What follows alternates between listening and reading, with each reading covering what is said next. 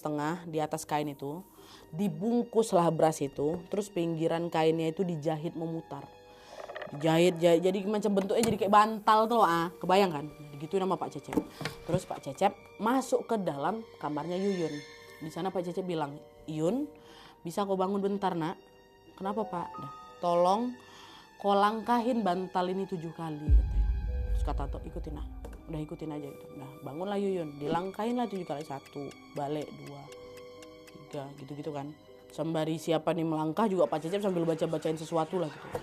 Nah, udah selesai deh sampai 7 kali, Pak Cecep nyuruh beberapa juga warga-warga di sana untuk naburin atau bapak-bapak di sana untuk naburin garam kasar di sekitar rumahnya Tante Yuyun ini. Nah, setelah orang-orang selesai nabur garam, Pak Cecep selesai juga baca jampi-jampi, satu persatu suara cewek-cewek di atas itu mulai menghilang. Hilang, gak ada suaranya lagi. Suasana rumah itu pun kembali senyap. Belum selesai sampai sini. Setelah si perempuan-perempuan hantu-hantu itu pergi, Pak Cecep ini ngajakin si Atok ke rumah Bu Sekar. Nah, disinilah Atok ngeliat banyak kali, makin banyak lagi penampakan yang jauh lebih seram di sepanjang jalan menuju ke rumah Bu Sekar. Jadi gak lama setelah kejadian tadi udah selesai dilangkahin, udah selesai nabur garam, Pak Cecep ngajak Atok ke rumah Bu Sekar untuk ngembaliin beras yang dikasih sama Bu Sekar itu. Atok nanya, "Kenapa harus dibaliin, Pak?" gitu. Kalian tahu Pak Cecep jawab apa? "Tadi waktu kita di luar, itu kalian lihat semua kan tadi si perempuan-perempuan di atas itu. Aku lihat salah satu muka kuntilanak itu mirip sama Bu Sekar. Aku percaya dia tuh yang udah ngerencanain sesuatu ke Yuyun lewat si beras ini, Pak," kata kayak gitu. Nah, waktu dengar itu Atok diam, ada rasa kaget, gak percaya gitu kan. Tapi ucapannya Pak Cecep tuh terlalu spesifik buat cuman jadi tuduhan salah-salahan aja gitu loh, Dan kebetulan rumahnya Bu Sekar ini ada di Gang Samai. Gang Samai ya, gang tadi tuh loh. Dan rumah itu juga di ujung Gang Samai. Jadi otomatis Atok sama Pak Cecep ini harus ngelewatin deretan rumah-rumah tetangga yang besar-besar kali itu sampai baru nanti nyampe ke rumahnya si Bu Sekar. Nah, pas masuk Gang Samai itu kan rumah besar-besar tuh. Waktu masuk Atok pasti nggak kagum nengok, yang ada dada itu malah nggak enak dari tadi ya kan. Udah nggak enak dengar ucapan Pak Cecep tadi. Terus supaya nggak sepi kali obrolannya, Atok nyeletuk pelan ke Pak Cecep. "Pak, kok rumah-rumah di gang ini besar semua, Pak ya? Kok bisa mancing?" lah si Atok kan. Pak Cecep nyaut, "Besar memang, tapi nggak semuanya bersih."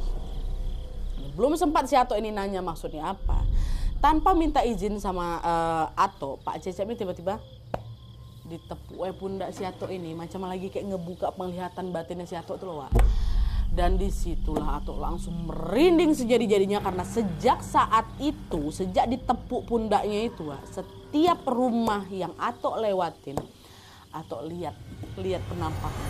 Ada kata Atok, satu rumah itu yang gerbang itu dijaga sama siluman berbulu hitam, hidung sama mulutnya besar kali, matanya merah. Jalan lagi ada rumah yang dijaga sama ular yang ukurannya besar kali, itu lagi ngelingkarin halaman depan rumah tuh, bayangin.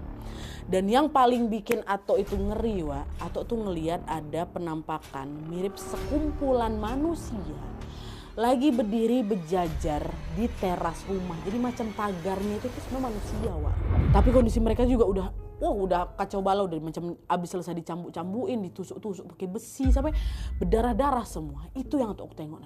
Di situ Atok udah macam mau pingsan rasanya. Takut setengah mati ya kan. Tapi untung waktu itu Pak Cecep megang tangannya disuruh tenang gitu kan. Jadi Atok dia nggak berani ngeluarin suara sekecil apapun, tapi dia kayak macam dijaga gitu loh masih Pak Cecep. Asli udah macam mau copot jantung Atok dia. Dan semua penampakan yang Atok tengok ini sangat-sangat membekas sekali di ingatan Atok aku sampai sekarang. Itu bikin kebayang-bayang terus katanya. Setiap detail sampai aku udah besar. Nah, dia itu bisa diceritain tuh ada ular kayak ini gitu-gitu. Sepanjang jalan itu Atok cuma bisa istighfar aja sambil natap lurus ke depan. Sesekali dia nengok. Gitu-gitu kan. Sampai beberapa menit kemudian sampailah mereka di ujung gang. Itu memang gang buntu di depan rumahnya Bu Sekar. Dan sama kayak rumah-rumah sebelumnya, rumah Bu Sekar juga besar kali Nadia. Pagar rumahnya juga ada, tinggi pagarnya kan. Nah, di situ lagi-lagi atau juga ngelihat ada sosok sekumpulan manusia yang lagi